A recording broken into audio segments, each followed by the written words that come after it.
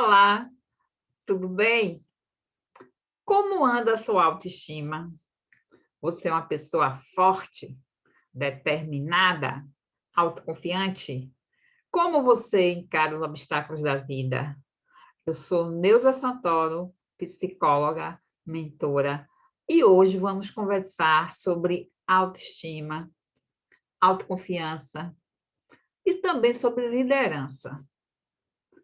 Para organizar nossas ideias, eu preparei uma apresentação que também, né, é bom para ajudar vocês a manterem o foco.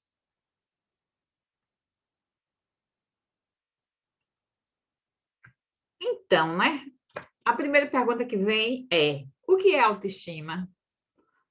Então, para a gente entender mais profundamente esse conceito, é importante primeiro a gente ver o que significa autoestima de acordo com a morfologia. Auto significa próprio, self, si mesmo. Estima quer dizer apreciar, gostar. Alguns estudiosos da temática autoestima diz que é a disposição para manter a competência perante os desafios da vida, sentindo-se merecedor da felicidade. Então, a autoestima, ela é uma vivência interior. É o que pensamos sobre nós, é o que sentimos sobre nós mesmas ou nós mesmos. E não o que uma outra pessoa pensa ou sente a nosso respeito. Então, a autoestima, ela é um ato de amor próprio, de confiança consigo mesmo, capacidade para se amar, respeitar, confiar e se gostar. A autoestima, ela é formada na nossa infância. Os nossos pais ou os nossos cuidadores, eles passam valores para nós, os valores humanos, né? Tipo serenidade, humanidade, autoconfiança. Então, tudo isso é passado para a gente na nossa infância. E daí surge os nossos, né, autoconceitos, surge a nossa autoimagem. Então, assim, se os nossos cuidadores ou os nossos pais, eles passaram valores que faz com que nos sentimos desconfortáveis, faz com que não nos apreciemos, aí pode ocorrer de a autoestima ficar baixa, né? Então, muitas vezes as pessoas têm uma ideia, né, distorcida sobre si, que isso aí é chamado de autoimagem. Aí aqui a gente está vendo, né? A pessoa se vê de forma diferente, né, no espelho. Então, a autoestima é a opinião e o sentimento que cada pessoa tem de si mesma. É ser capaz de respeitar, confiar e gostar de si própria. Ela é uma avaliação subjetiva que a pessoa faz de si mesma, que está ligada, né, a uma situação positiva ou negativa. Então, essa situação, ela forma essa autoimagem. Então, para a gente elevar, né, a autoestima, a gente tem que entender essa questão, né, da autoconfiança e também a questão da autoaceitação. Como é, entendeu? Uma pessoa que confia em si mesma. Então, tudo isso começa a partir de ela aceitar, né? Aceitar seus pontos fracos, seus pontos fortes. E procurar, né? Sempre estar focalizando nos pontos fortes. Porque quando a gente focaliza nos pontos fortes, os pontos fracos, eles ficam diminuídos, né? Então, tudo que você dá energia floresce. Então, a questão da autoestima, ela, como eu já falei, né, está ligada à questão da autoaceitação. Então, a autoaceitação é uma postura positiva em relação a si mesma. É como a pessoa se aceita profundamente. É como ela aceita, né, suas fraquezas e seus erros. A autoconfiança é uma postura positiva com relação às próprias capacidades e desempenho. Essa pessoa que ela é autoconfiante, ela tem convicção das suas habilidades, das suas competências. Então, ela se sente capaz, né, de fazer e de realizar. Aí aqui a gente está vendo, ó, o que é chamado de diálogo interno. Então, esse diálogo interno, ele acontece com relação, né, à autoconfiança, que está aqui dentro, ó, do autorrespeito, e a questão da pessoa se autoconhecer, né? Então, o autoconhecimento é importante. Tem momentos que a gente precisa, né, fazer exercícios, né? Perguntas e respostas, aplicar técnicas para poder se conhecer melhor. E aí, conhecer melhor, né, esses pontos fracos, conhecer melhor os pontos fortes, para poder se tornar mais capaz, né, de fazer algo que a pessoa muito deseja. Então, aqui a gente está vendo, né, esse diálogo interno sobre o amor próprio. Aí a gente vê a questão da autoconfiança e da autoestima. Então, quais são, né, as características da baixa autoestima? Insegurança, inadequação, perfeccionismo, dúvidas constantes, sentimento vago de não ser capaz de realizar nada, que pode levar a pessoa a ter depressão, não se permite errar, necessidade de agradar, de aprovação e de reconhecimento. O que é que diminui, né, a autoestima? Críticas, né? Então, a pessoa fica o tempo todo se criticando, que é chamado de autocrítica, né? E críticas também dos parentes, né? De amigos, que tem pessoas que costumam, né, estar criticando sempre as outras. Não aceita o outro, né, como ele é e fica criticando, às vezes até o tempo inteiro, né? O dia inteiro quando estão juntos. Então, isso aí vai diminuir a autoestima. Culpa, né? A pessoa se sentir culpada, abandonada, rejeitada, carência, frustração, vergonha, inveja, humilhação, raiva, perda e dependência. Então, essa dependência pode ser financeira ou emocional. Então, o que é que melhora, né, a sua autoestima? Livrar-se de conceitos negativos e derrotistas, ser autêntico nos relacionamentos, assumir responsabilidade pela própria felicidade e parar de culpar os outros, viver de modo ativo e não passivo. Então, é necessário, né, que a pessoa desenvolva, né, a proatividade. O que é proatividade? É a pessoa fazer antes que aconteça alguma coisa. Então, ela tem que estar o tempo todo ali pensando, né, refletindo no que, como é que ela vai poder agir, ser uma pessoa ativa diante da vida. Então, quais são os indicadores, né, da autoestima positiva? Manter-se em forma física, né? Gostar da imagem refletida no espelho, identificar as qualidades, não só os defeitos, né? Como a gente já falou, aprender com a experiência passada, tratar-se com amor e carinho, ouvir a intuição, o que aumenta, né, a autoconfiança, manter, né, aquele diálogo interno que a gente já falou anteriormente, acreditar que merece ser amado.